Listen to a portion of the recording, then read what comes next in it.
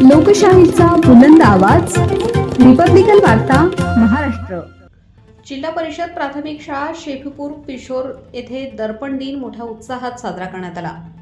पिशोर घाटमाथा पत्रकारांचा जिल्हा परिषद शाळेमध्ये सन्मान। कन्नड तालुक्यातील पिशोर येथे दर्पण दिनानिमित्त जिल्हा परिषद शाळेमध्ये पत्रकारांचा सन्मान करण्यात आला। या कार्यक्रमात घाटमाथा पत्रकार संघाची नवीन कार्यकारिणीची निवड करण्यात आली। या कार्यकारिणीत तिसऱ्यांदा अध्यक्षपदाची माळ दैनिक सामनाचे वार्ताहर सुरेश जाधव, तर उपाध्यक्ष दैनिक सकाळचे वार्ताहर आरमार मदार व सचिव लोकमत समाचारचे वार्ताहर बापू रामकर व कारभारी हराळ पुढारी वर्तमानपत्र यांची एकमताने निवड करण्यात आली। यावेळी शाळेचे मुख्याध्यापक के.जी. घोगे यांनी प्रास्ताविक केले, तर आर.एम. हिंजे यांनी सूत्रसंचालन केले, तर काकुळते सर यांनी कार्यक्रमाचे आयोजन व नियोजन केले होते। या प्रसंगी व्याख्याते प्राध्यापक मनोज मोकासे यांनी बाळशास्त्री जांभेकर यांनी आपल्या बुद्धिमत्तेच्या जोरावर व लेखणीच्या सामर्थ्यावर देशातील लोकशाहीच्या चौथ्या स्तंभाची सुरुवात केली। सामाजिक, शैक्षणिक, राजकीय क्षेत्रात, धार्मिक क्षेत्रातील प्रबोधन करण्याचे कार्य केले असे सांगितले। शाळेतील शिक्षिका Aghade madam, Taide madam, Rajput sir, Khambat madam, Inamdar madam, Nikam madam, विद्यार्थी व विद्यार्थ्यांनी उपस्थित होते। शाळेच्या वतीने सर्व पत्रकारांचा शाल व श्रीफळ देऊन सन्मान करण्यात आला। यावेळी डिजिटल मीडियाची रिपब्लिकन वार्ता महाराष्ट्र प्रतिनिधी मिलिंद कुमार लांडगे, सुनील निकम व सर्व वर्तमानपत्राचे वार्ताहर अधिक संख्येने उपस्थित होते। बाळशास्त्री जांभेकर यांच्या प्रतिमेला मी सर्वप्रथम अभिवादन करतो, वंदन करतो। खऱ्या अर्थानं आज हा दर्पण दिन का?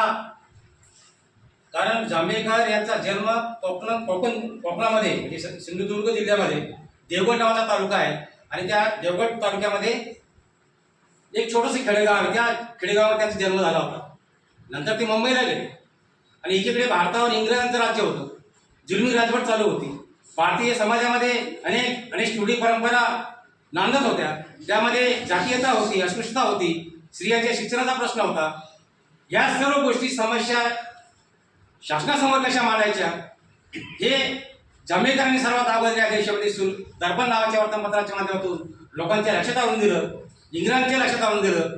आणि म्हणून दर्पण नावाचं मराठी वर्तमानपत्र सुरू करताना त्यांनी इंग्रजी भाषेत आणि मराठी भाषेमध्ये एकाच वर्तमानपत्रामध्ये ट्रान्सलेट भाषेमध्ये म्हणजे भारतीय लोकांना मराठी समजावी, आपल्या समस्या समजाव्या आणि इंग्रजांना भारतीय लोकांची समस्या काय आहे त्यांना इंग्रजीमध्ये समजावं, या मेन उद्देशानं त्यांनी एकाच वर्तमानपत्रामध्ये 2 भाषांमध्ये आपल्या बातम्या प्रकाशित करण्याचं काम केलं।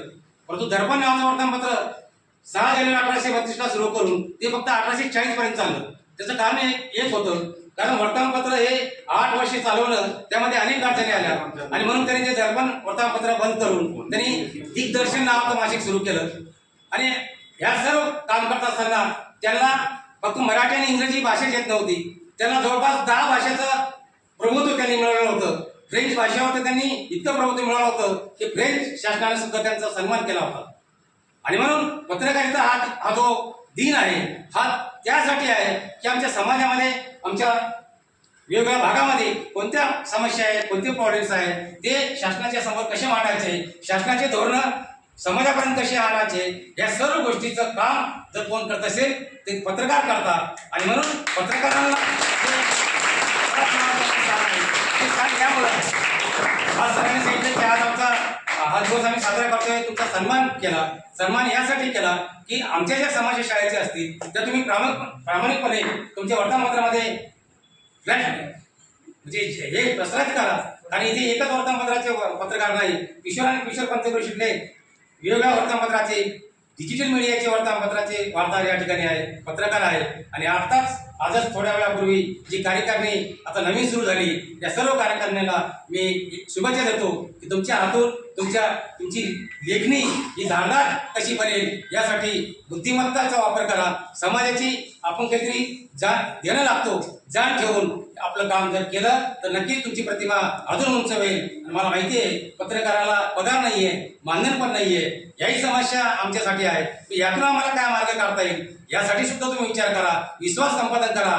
कारण होतं काय, पत्रकार हे विशिष्ट लोकांना किंवा विशिष्ट राजकीय पक्षांनाच महत्त्व न देता त्यांनी समाजाचा सर्वात अगोदर विचार जर केला, शाळेचा विचार केला, विद्यार्थ्याचा विचार केला तर खऱ्या अर्थानं तुमच्या वर्तमानपत्राला समाज सरळ पाडल्याशिवाय राहणार नाही।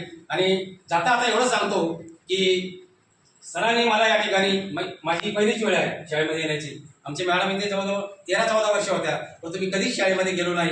मॅडम आमच्या पळशीला 6 वर्ष होत्या, कधीच मी शाळेमध्ये गेलो नाही. आता मॅडम मोठ्या पळशीला आल्या, मी कधीच शाळेमध्ये जात नाही. मी गेटच्या बाहेर उभा राहतो, कारण माझी ड्युटी फक्त तेवढीच आहे. माझी ड्युटी ज्यावेळेस, कारण मी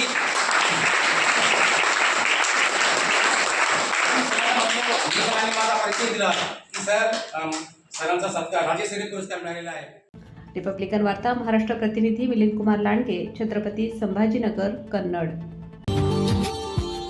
Subscribe now and press the bell icon. Never miss an update.